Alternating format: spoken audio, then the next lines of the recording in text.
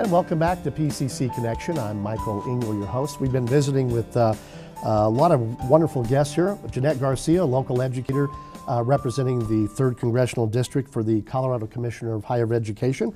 The chair of that commission, Dick Kaufman, and of course Lieutenant Governor Joe Garcia, who's also the executive director. And again, welcome to all three of you. Thank you. We appreciate you taking time to visit with our community members here.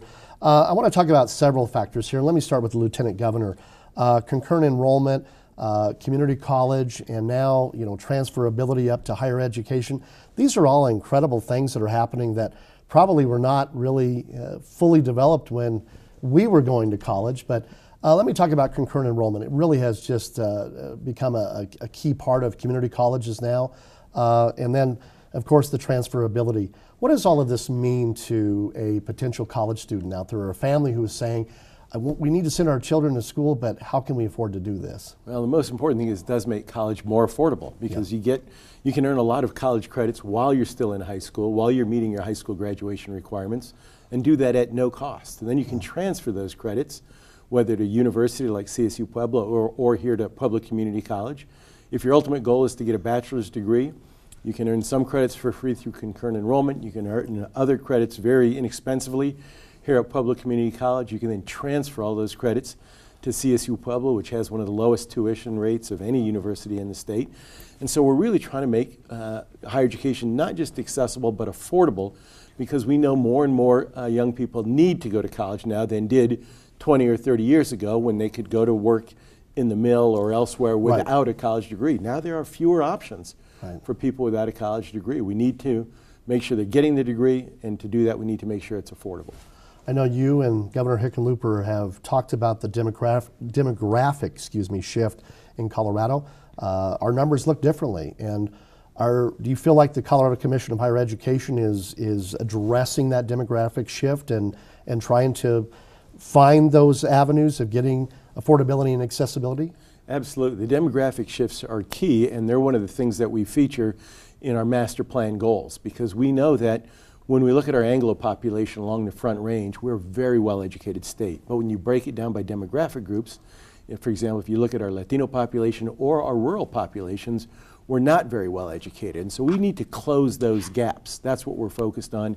If we don't do that, we're not going to be able to meet the workforce needs of the future. And that is one of the goals, right, Dick? One of that's laid out to close that gap for underserved communities and underserved demographics.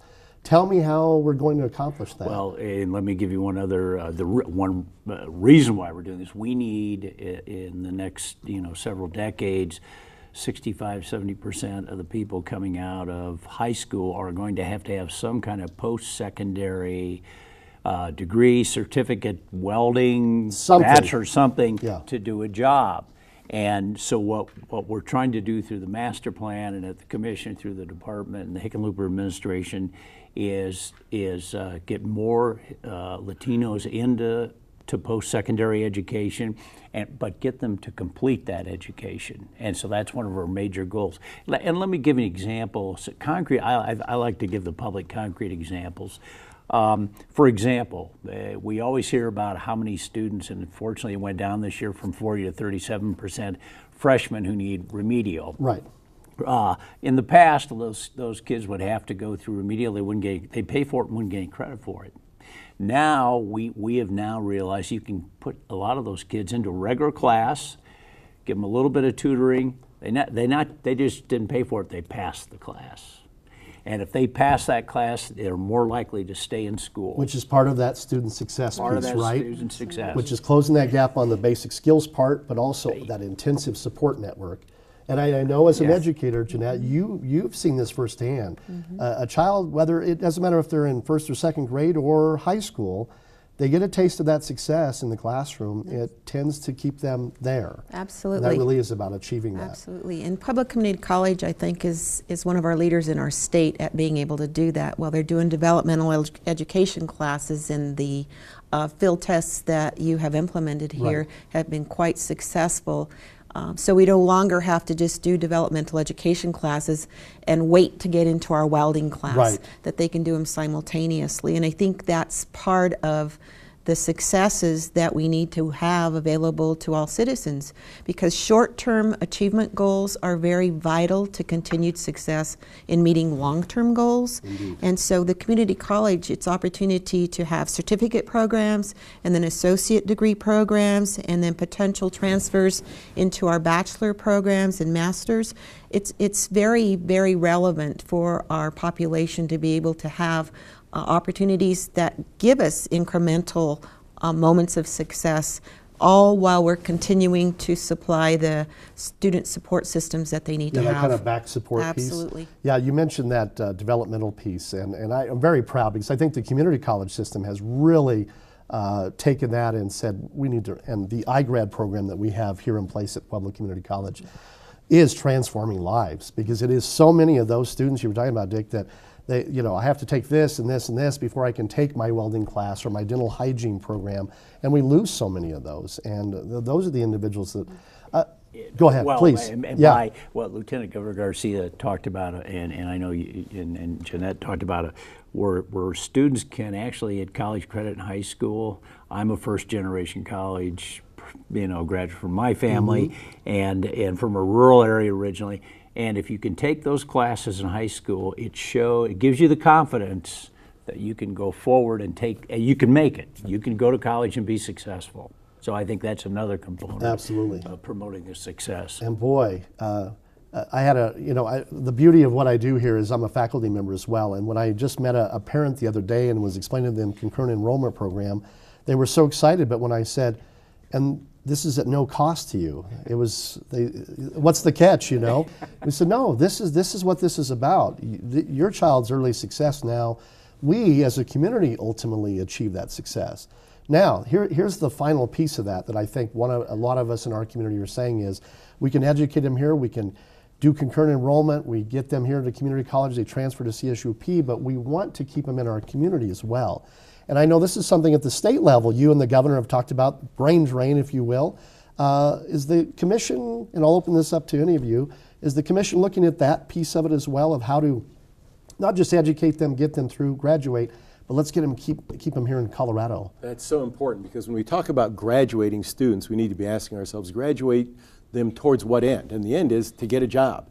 And so one of the things that we've done at the commission in higher ed is, first, we started aligning our work with the Department of Education, the K-12 system, but now we're also working with the Colorado Department of Labor and Employment and the Governor's Office of Economic Development to say, well, where are there jobs available and what are the skills students need to graduate with in order to be employable?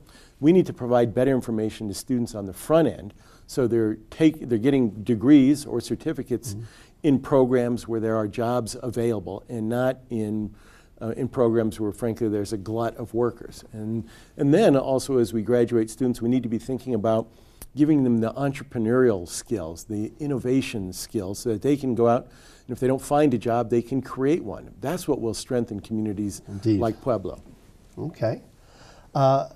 Let me just kind of throw it open for some final comments here.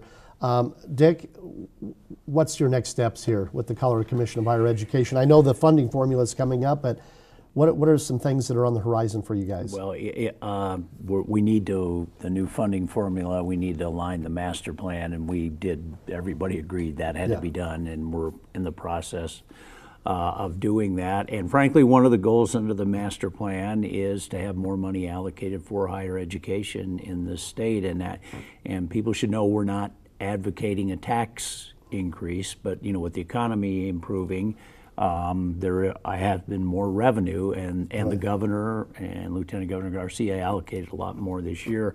But people should know that in 2008, the higher education budget was $800 million. We went down to about $500 million because of the recession. Couldn't be helped. We're going to be at about $610 million. So we're not even back to where we were. So that, one of the things is to convince the legislature that we need more funding, and we need the public's help to do that. We need the public to voice their concerns, K through 12 and higher ed. Right. And of course, on the other end of that, I know institutions are going to have to tighten up a little more and give more and do with a little less. But I would like the public to know here in Pueblo and across the state that they have reason to support it, that we have been efficient. Yes. And we know how to maintain that efficiency. Jeanette, I want to ask you almost on a personal level, what's your message to Puebloans about whether it's the importance of education or again, I want to point you out. You came through this system, local District 60, then community college and CSUP. What's your message to our viewers about sticking with it and making it happen? I think the big message would be that the quality of education and the level of education totally influences the quality of life we want to lead. And the life we want to lead is contingent upon us having those dreams and achieving those dreams. And education is the key to being able to open those doors for anybody, regardless of ethnicity, regardless of income level, regardless of family structure. Stay in school, get those basic skills down, and get ready to fly, because we are going to need you in the workforce with that post-secondary education. And you contribute back, you give back, you pay it forward, and everybody's successful. I think that's critical. Lieutenant Governor? I want to emphasize that people need to understand that higher education is a public good. It's a public benefit. It helps all of us. I think often we tend to think of that way of K through 12, but we think higher education benefits only the individual who's getting the degree, and so that individual ought to pay all the costs, make all the investment. But we benefit when that student graduates. We benefit when more of the citizens in our communities have a higher education because they can give back to the community. So everybody should care about it, everybody should invest in it, everybody should support it, because everybody benefits. Absolutely. Well, and I know we had the Lieutenant Governor here just a few weeks ago. Boy, your heart's really in this. You were here 3 or 4 weeks ago for early childhood education, early literacy, and now you're back here as the Executive Director for higher education. So want to thank all of our guests today, Lieutenant Governor and the Executive Director, of course, of the Colorado Commissioner of Higher Education, Dick Kaufman, who's the chair, and Jeanette Garcia, representing the 3rd Congressional District. Thank you to all of you for taking time today, and we hope you've had a chance to enjoy the Pueblo Community College campus. And Joe, I got to ask you, I know you're going to stop for lunch or dinner somewhere. When you're back in Pueblo, you hit a few of your standards? You got to go to a place like Gray's Coors Tavern. You got to go get a slopper somewhere. Okay. There's so many good places here. And I really want to thank President Patty Erjavik and President Leslie DeMar at CSU Pueblo, because they've been great hosts for us as we've been here on this retreat, and it's been time well spent, and we've all enjoyed it. Well, good deal. Thank you. Just want to thank all of our viewers as well. And don't forget, Pueblo Community College is your community college. 70+ programs. We are enrolling right now for fall 2014 classes. On behalf of President Erjavik, we would love to see you on our campus and in our classrooms.